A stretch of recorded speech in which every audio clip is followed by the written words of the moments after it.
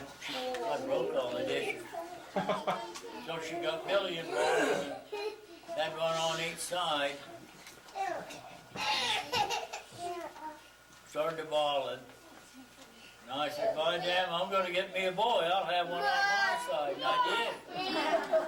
Had to go buy another dog. Never did find her. Not yet. No. And since then, they're so proud. You what? Since then, look at all this. Yeah. Quite a few. Yeah, that's right. Yeah. Well, Tell them about when you got burned. You want to tell them? oh yeah, yeah. Do you want to tell when you got burned, or do you want to not tell that story? I didn't want to.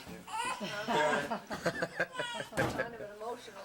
Anyway, I worked for a fire company and was changing insulator,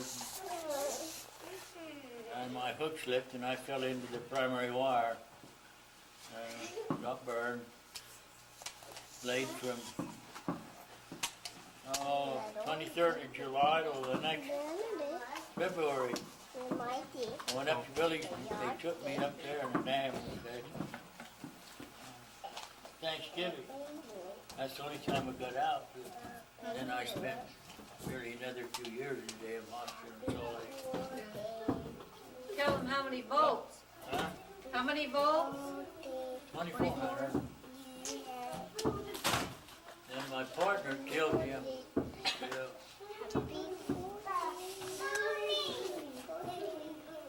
Wow. Well, then Billy comes along and they got married. Then Grant started coming over and Ed had run in and tell me that Grant was here.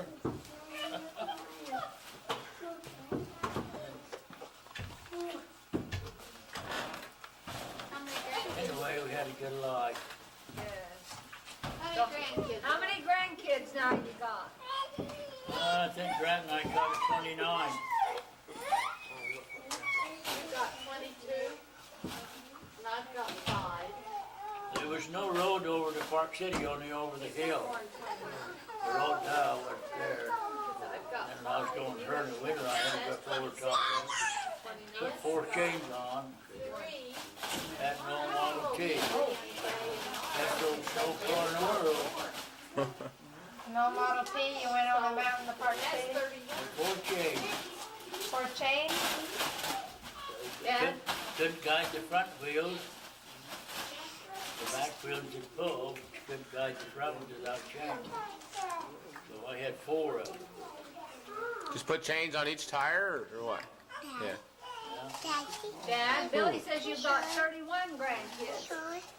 Huh? Billy says you've got 31. I don't know where. Barbara Don't know where. has 22, and I have 5, and Ed has 4. That makes 31 when I went to school.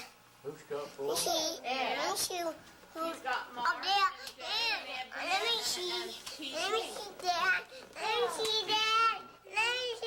You're talking about grandkids or great grandkids? No his grandkids. name's Thomas and Cameron. No. Well, Billy don't have 5, do you?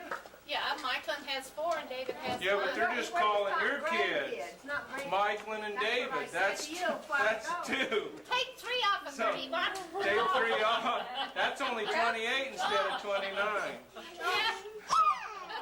Well, I want to know how many great grandkids have you got then? That's the grandchildren, 30 to 28. I got a lot of great The great Oh, grandkids are 20, or would be 22, and his, and he doesn't have, If you're counting his grandkids, he's only got, not many. he's I've only only got got 1, We have 6, and Ed has 4. 11, that's 11. and I've got 2. Yeah, you have 2, what did I say, 1? I said 1. Oh. 2. I don't know how many kids I got. So you've got 12 grandkids and 31, how many, 31? 29. 29, okay. Grant and I counted 1 at Something like that. Okay, and then it's 31 great grandchildren then, huh, Barbara? Well, 22 and Nastacia's 23 and Michaelin's kid.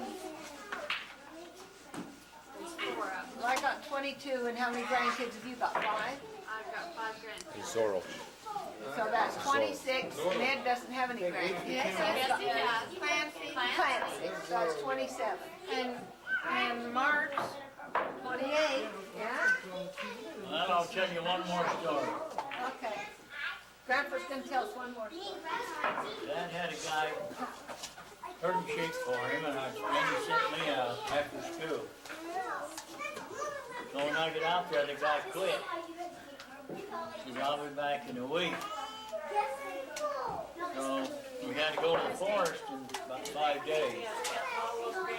So he didn't come, and I waited another day, and he didn't come. So I headed for the forest. I was 14, and I packed the old donkeys, went into the forest. By yourself then? Huh? By yourself? Yeah. So the second day, I shaded the sheep up and laid down, took the saddle off, and laid down the saddle. The old dog stayed up with the sheep. I had 2 dogs. And I don't know, I woke up, something woke me up. And I had my hat over my eyes, and I raised my hat, and there was a coyote looking at me right there. Just standing there looking at me. And I just threw my hat at it, and I And yeah, went over backwards. Oh, it took off. Anyway, I got the sheep on the forest.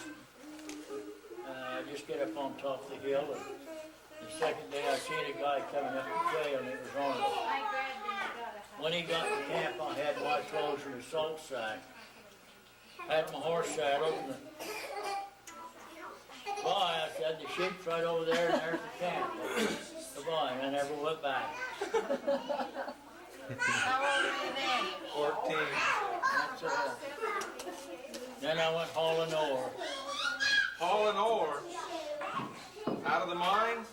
Hauled ore from Clark, Utah to Hebrew. Oh, wagon, huh? I had 5 ton. Loaded it in the wagon, went down in the depot and shoved it out of the car, the wagon, up over in the railroad car. We'd leave at 2 in the morning and get through at 6 at night. And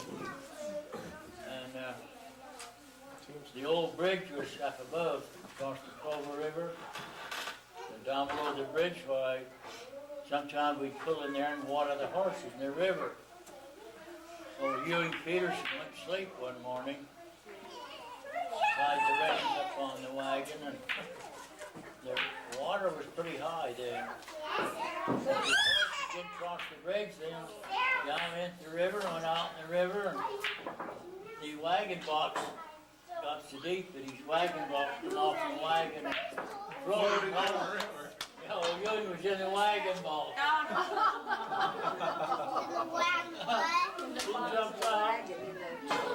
Oh, he got his wagon box about 2 miles, way down Jordan Field. Huh.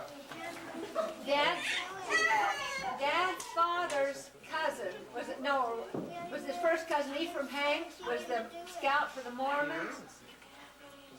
Ephraim was my great-granddad. Great-granddad. There's a book written about him. It says Scouting for the Mormons. Corey Hanks' dad. Oh, it was Corey's dad. Oh, I didn't realize that. Yeah. Well, Corey Hanks was a blind man. Got no hand. Him and my dad worked married at Fort Canyon. Dad went out. And old Corey grilled into a missed hole. Blew his eyes out and both ends off. He lectured all over the world. He was with your dad when he did that? He was Grandpa old, just but left. Dad went outside. And, he could walk down the street, no matter where he went. He He'd come to a corner and just stand like that, you know? Kept his hands folded all the time in his shirt. And he'd go in the cafe and he had a fork on this one and a spoon on this one, you know, metal, Didn't always use it. It was like a bracelet. kind of up on his wrist, you know. Tied up to him. Uh-huh. Yeah, he didn't have any hands to carry And that. he'd get through by, he'd either, most generally he had a little pocket up there, he kept his money in. Then when he got through, he'd just tell the waiter to get the money out of his pocket. And a lot of times they wouldn't take his money, they'd put more in. He was a renowned international lecturer. He educated himself after he was blown up and lectured all over, didn't he, Dad? He had to get his education by selling pencils and had a nickel once when he went to Stanford College, had a nickel in his pocket. Him and Dad, one night, Dad, how about you? And the wind was getting quite stiff, had some riffles. You know, Dad had tell Corey now, if Corey wanted to shoot. So he had fixed him a thing to put the gun kind of solid on him, you know. And he got this little spoon in the trigger. And then Dad was telling him about where to shoot. Got it? They was going down this. Went up over the river, and Dad sits there right in front of him, and he shot the whole end of the boat out. Dad grabbed the old shotgun, threw it on the back, and then grabbed Corey, and we got him to shore. Before it sunk, huh? Yeah. I used to sell him cigars. He smoked cigars. What's up? He'd come in the drugstore always and get a cigar. Money full of pockets, pocket full of money. They had to give it out. He's a neat man, really a well-educated man. Barbara, did you hear Kent tell how he used to drink wine? And That young was, kid that was a neat took him story. fishing in Deer Creek. And the impeller got in some wire. And got capsized the boat, you know, they tipped him out.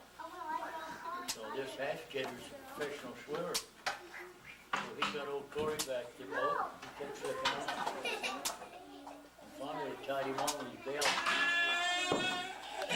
Got him to shore. He went down and cut the boat loose first. Got him to shore, and then they told Red and I that Corey had just get out of the lake, you know. So we went down. We used to take Corey and deer with us.